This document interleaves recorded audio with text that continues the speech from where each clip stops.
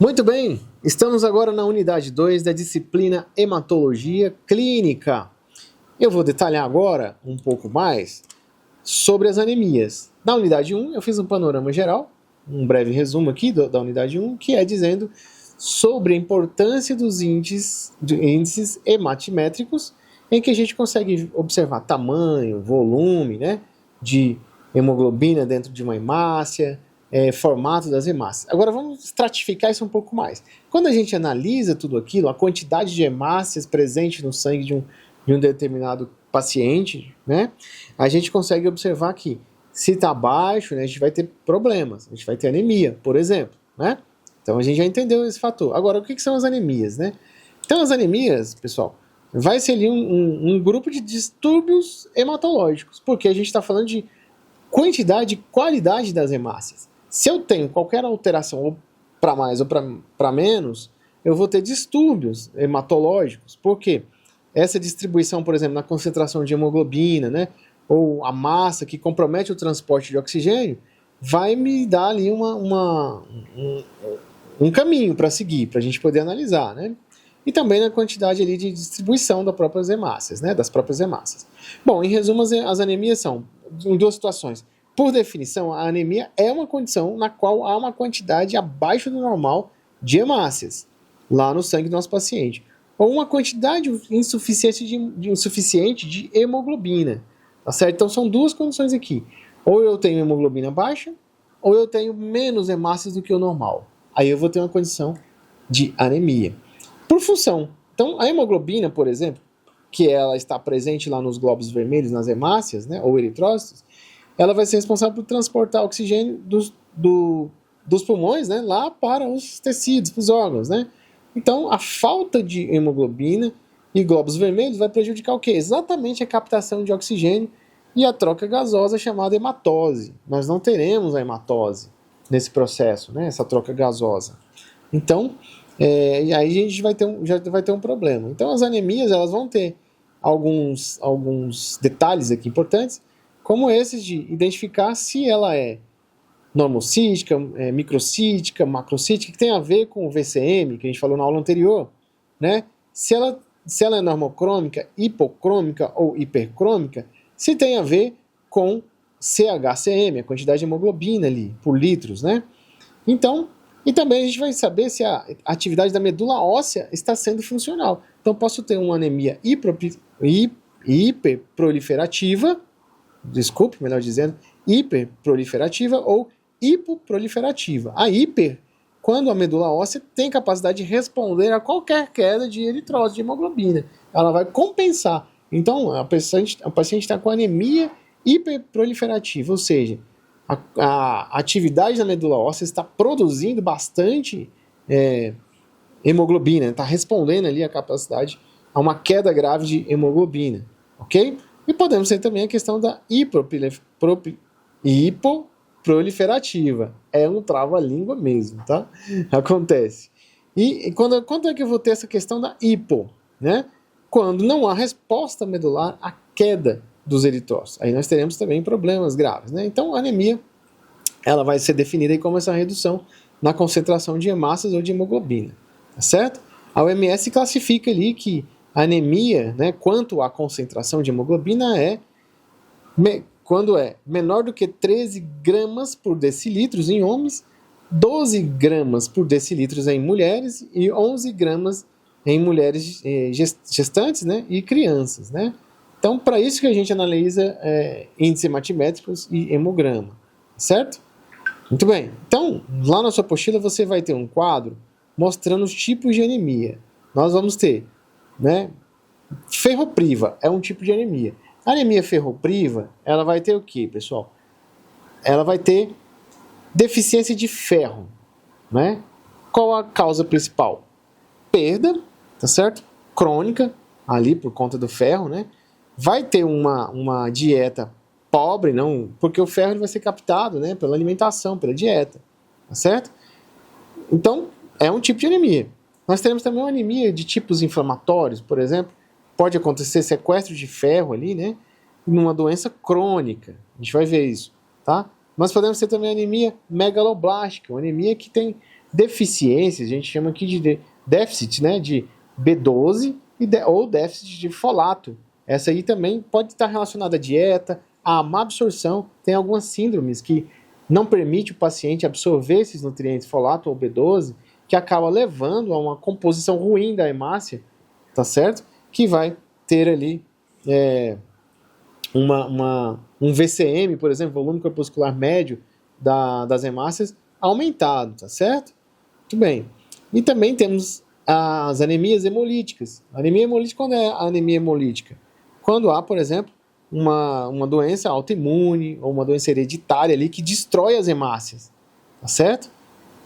Também temos anemias aplásicas, né? Falência lá na medula, pode levar por conta de quê? Drogas, né? Utilização de drogas, algumas infecções graves, agudas. E temos também anemias falciformes, ou talassemias também, que estão ali da ordem genética da hemoglobina. São causas vindo ali da origem do paciente, né? Então, hereditárias, por exemplo, né?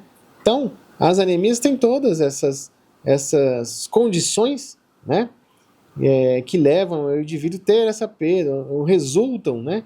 Nessas perdas importantes aí, que é a diminuição da quantidade de hemoglobina ou a quantitativa mesmo de hemácias, né? Mas eu vou destacar uma das anemias, vocês têm a oportunidade de olhar com mais calma no seu material, mas vamos destacar aqui alguma das anemias aqui. Vamos pegar a anemia falciforme. A anemia falciforme, por exemplo, eu gosto de pegar essa ideia da anemia falciforme porque é comum vocês verem isso, essas discussões, esses temas de anemia falciforme, né, e talassemias, inclusive, tá? Que são de ordens genéticas, porque a gente estuda isso lá no campo da genética também, nas patologias, na genética e na hematologia também. Então, a anemia falciforme é uma mutação do gene beta-globina, né?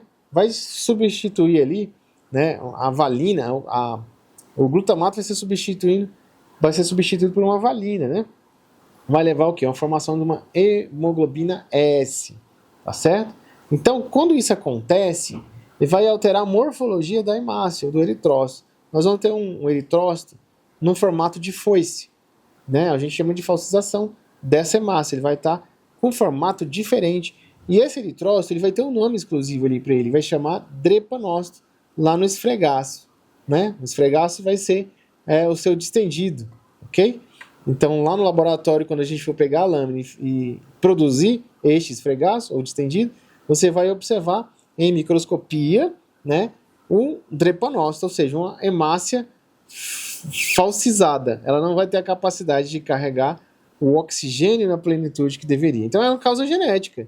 Como que a gente vai evitar isso aí? Realmente é uma situação genética, ou hereditária, né, que significa que vai ser transmitida ali de pais para os filhos, né, através de quem? Dos genes, lá do nosso DNA. Então essa alteração vai ser responsável, né, por essa hemoglobina e vai dificultar o transporte de oxigênio, né? Então, essa anomalia que a gente vai chamar de S, globina S, ou hemoglobina S, HbS, né, que vai levar esse formato de foice da hemácia, tá certo?